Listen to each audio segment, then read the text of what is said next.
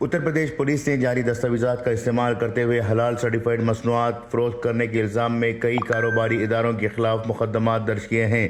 Report کے مطابق یوگی حکومت بھی حلال سرٹیفکیٹ جاری کرنے والی کمپنیوں پر سخت کارروائی کرنی شروع کی ہے اور اس کے خلاف معاملات درج کرنے کے لیے احکامات جاری کیے ہیں۔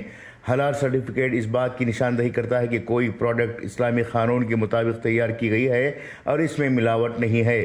پولیس کے مطابق ان کاروباروں نے جعلی دستاویزات کے ذریعے اپنی مصنوعات کے لیے حلال سرٹیفکیشن حاصل کیا۔ فرسٹ انفارمیشن رپورٹ یعنی FIR میں جن کاروباریوں کا نام لیا گیا ہے ان میں سے ایک چنئی میں واقع حلال انڈیا پرائیویٹ لمیٹڈ بھی شامل ہے۔ حضرت گنج پولیس اسٹیشن میں درج FIR میں شیلیندر کمار شرما نے الزام لگایا ہے کہ یہ کمپنیاں مختلف مصنوعات کے لیے حلال سرٹیفکیٹ جاری کر رہی ہیں۔ اس سرٹیفکیٹ کے ساتھ ریاست کے عوام کے ایمان کے ساتھ کھلواڑ کیا جا رہا ہے۔ حلال سرٹیفکیٹ دینے کے بعد اشیاء فروخت کرنے والی نامعلوم کمپنیوں کے خلاف FIR درج کر لی گئی ہے۔ ان کمپنیوں کے خلاف IPC کی دفعہ 505، 471، 468، 467، 420، 384، 153 اور 120B کے تحت مقدمات درج کیے ہیں۔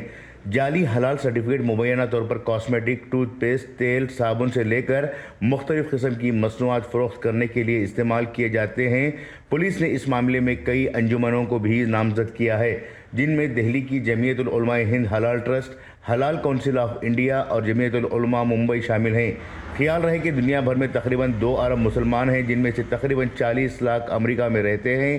حلال سرٹیفائیڈ مصنوعات امریکہ میں بڑے پیمانے پر فروخت ہوتی ہیں اور دنیا بھر میں بھی پہنچتی ہیں۔